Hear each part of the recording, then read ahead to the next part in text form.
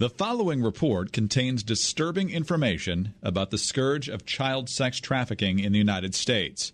You may want to come back to listen when young listeners are no longer near.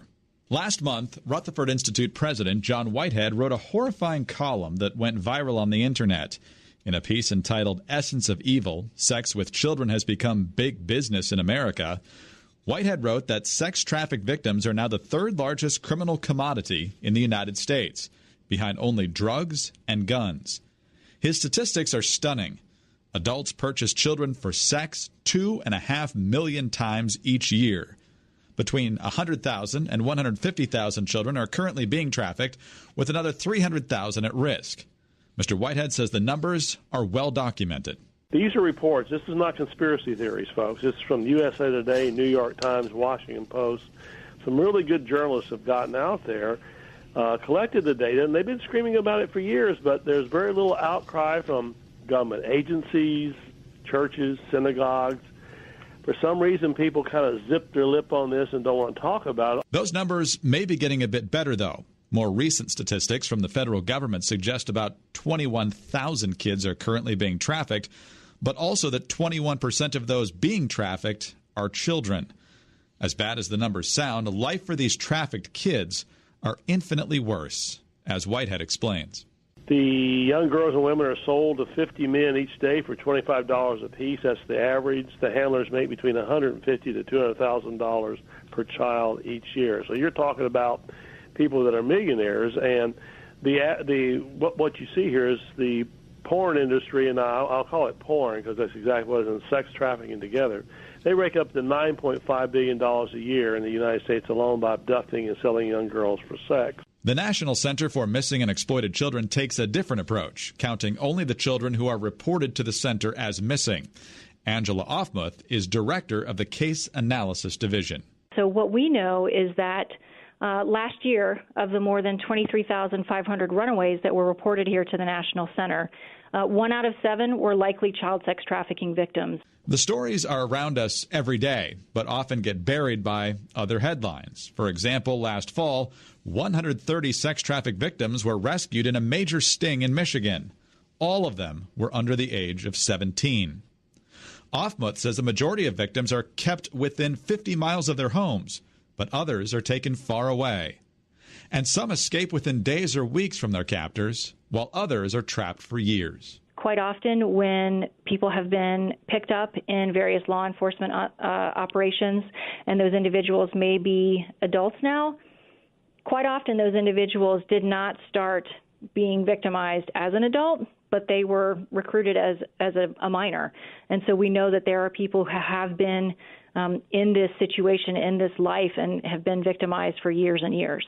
Offmuth says there's no disputing that child sex trafficking is a big business, and there's a simple reason why that business exists. There does seem to be a demand for it. People are willing to purchase children for the purpose of sex, and individuals who are trying to make money, since unfortunately this is a business, are willing to provide that service and to provide children for that purpose. Offmuth also says there's no stereotypical customer. She says they come from every demographic imaginable. There are all types of people from all walks of life who are buyers, and we should honestly call them what they are, which is child rapists. And we see all kinds of professionals. It's not something that is sort of a back alley in the dark kind of crime. It's something that is out in the open, and that people who are, from all socioeconomic strata are involved with. Earlier this month, 82 people were arrested in Georgia as part of another major child sex trafficking bust known as Operation Southern Impact 3. The accused range from a high school band director to a fireman to a county leader. And just last week, 3 pastors in Ohio were arrested on similar child sex trafficking charges. Whitehead fears America is going through a decline reminiscent of the collapses of other great civilizations. We're starting to look like former empires. The Roman Empire, for example, the collapse of the Roman Empire, what we saw in Nazi Germany and places like that. When you see the morality collapsing, the country starts collapsing, and the first thing that gets hit are the children. And we're seeing this today with all the sex with kids going on and these girls being raped. Girls, listen, as young as 4 years old. And Whitehead says it's only going to get worse. With the moral collapse we're seeing, this is just the tip of the iceberg, folks.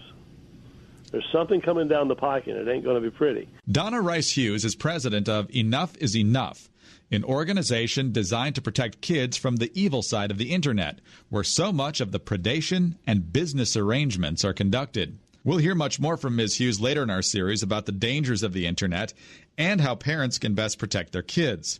For now, she says one of the most important things for parents to remember is that their family is not immune from this.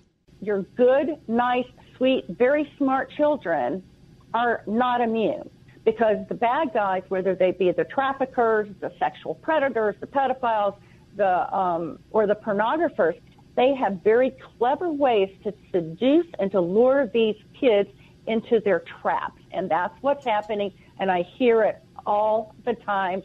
And typically the first thing out of a parent's mouth is, I never thought this could happen to my child. In the next installment of our series on Essence of Evil, we'll take a look at how victims are targeted and snared. I'm Greg Columbus reporting for Radio America.